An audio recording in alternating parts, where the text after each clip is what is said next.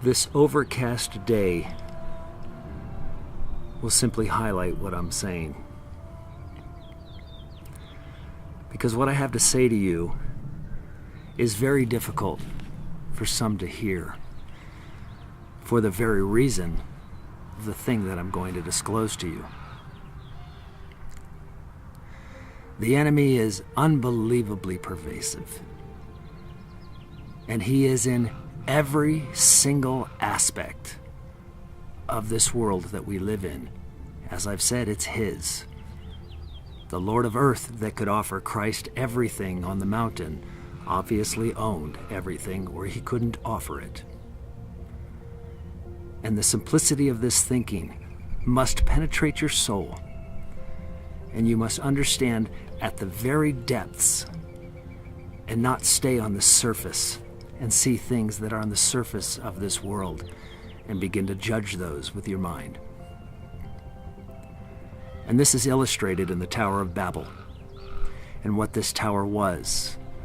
So first you must ask yourself, as I've been illustrating, which God came down and then spoke to others and said, "Let us confuse their language and destroy this tower."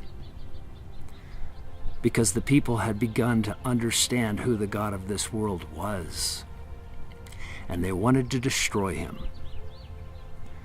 And so he scattered them and separated them and confused their language. And this takes place within the DNA itself. And it's not just a spoken language.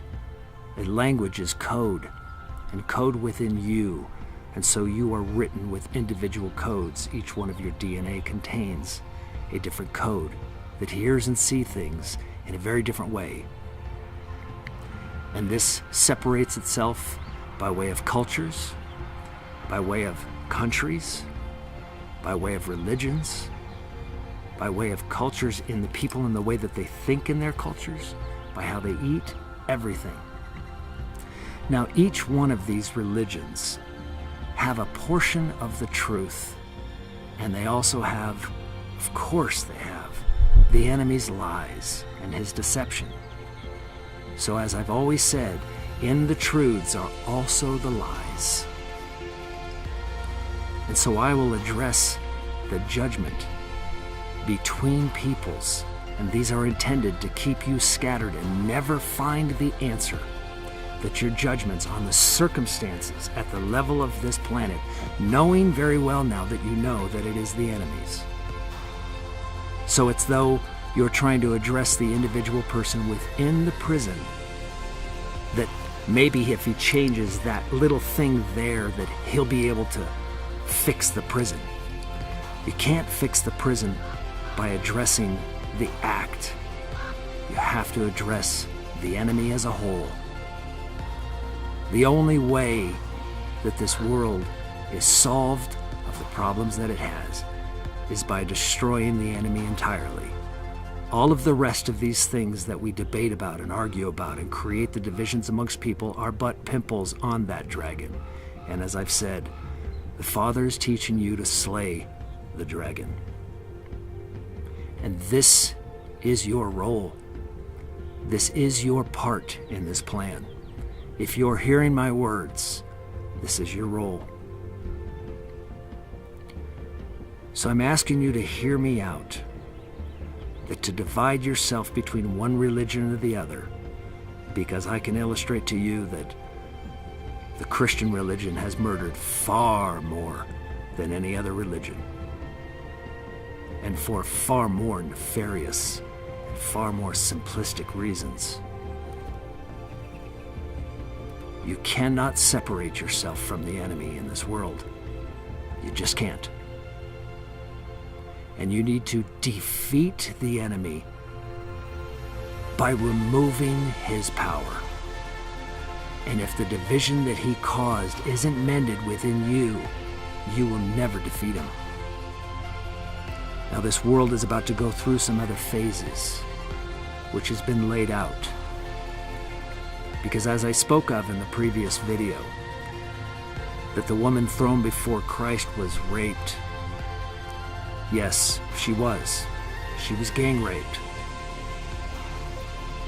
And the line that Christ was drawing in the sand was the names of the men that had done it.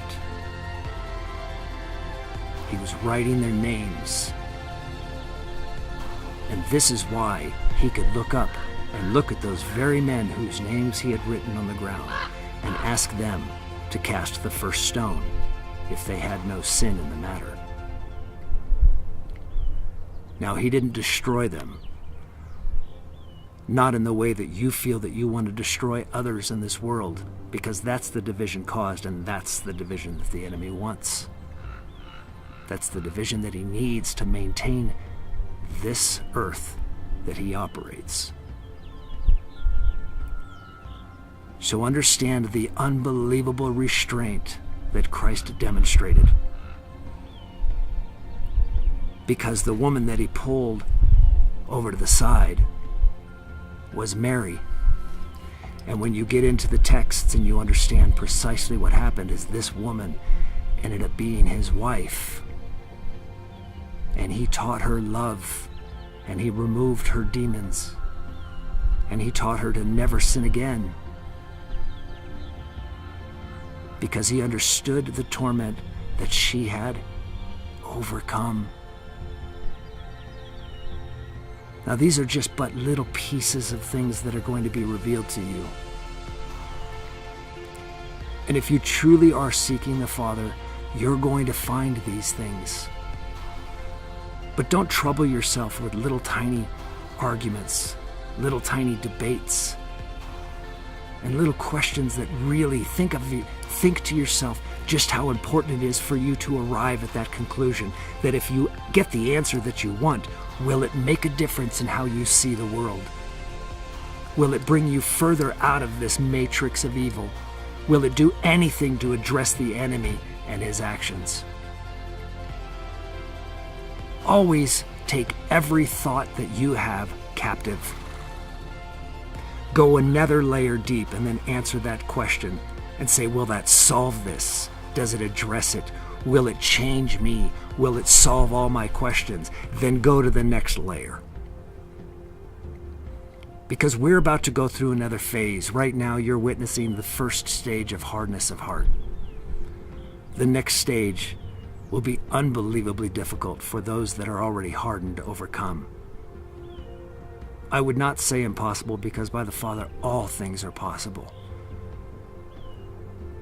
But the gate will become incredibly more narrow, because the things that are about to take place in this world, the tribulations that we are about to experience, are beyond what anything you've ever even imagined.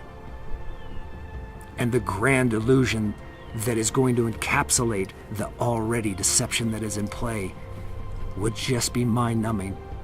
And if you don't have faith of the stones that the Father speaks of, then you too will buy into this grand illusion that is about to take place.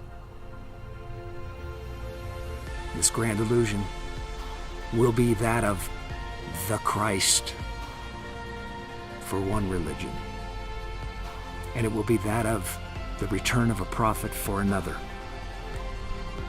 and it will be the manifestation of the beliefs of another, all in one, bringing them all together in this beautiful, loving, demonic relationship. So pay attention on this weekend. Listen to your heart. Please do as I'm asking you to do. Go that next layer deep. And continually ask the questions of your own thoughts. And do not worry about the attacks of others. They're intended to try to steer you off this course. And of course, the closer you get to understanding these truths, the stronger the enemy that is within you is going to resist. You should expect that.